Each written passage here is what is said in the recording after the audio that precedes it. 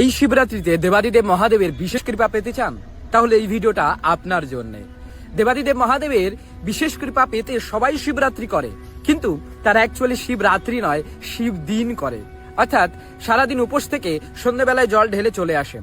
যদি শিবের প্রকৃতই কৃপা পেতে চান, বিশেষ কৃপা পেতে চান, তাহলে 4 প্রহরে শিবের বিশেষ অভিষেক করে পেতে পারেন দেবাদিদেব মহাদেবের বিশেষ কৃপা।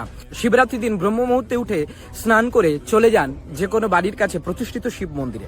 সেখানে গিয়ে দেবাদিদেবকে জল অর্পণ করে সংকল্প করুন, সারাটা দিন উপবাস থাকুন। যদি না পারেন তাহলে ফলাহার করুন এবং রাত্রে 4 প্রহরে আপনি দেবাদিদেব মহাদেবের বিশেষ অভিষেক করুন। প্রথম প্রহর সন্ধ্যা 6:25 থেকে 9:28 পর্যন্ত। তখন ওম নমঃ শিবায় জপ করতে করতে দুধ দিয়ে দেবাদিদেব মহাদেবের অভিষেক করতে হবে এবং তারপরে জলাভিষেক করতে হবে। দ্বিতীয় প্রহর 9:28 থেকে রাত 12:31 পর্যন্ত। তখন ওম শঙ্করায় নমঃ জপ করতে করতে দই দ্বারা অভিষেক করতে হবে। তৃতীয় প্রহর 12:31 থেকে রাত 3:34 পর্যন্ত। তখন ওম মহেশ্বরায় নমঃ জপ করতে করতে ঘি দ্বারা অভিষেক করতে হবে এবং শেষ প্রহর 3:34 থেকে 6:37 পর্যন্ত। তখন ওম রুদ্রায় নমঃ উচ্চারণ করতে করতে মধু দ্বারা দেবাদিদেব মহাদেবের অভিষেক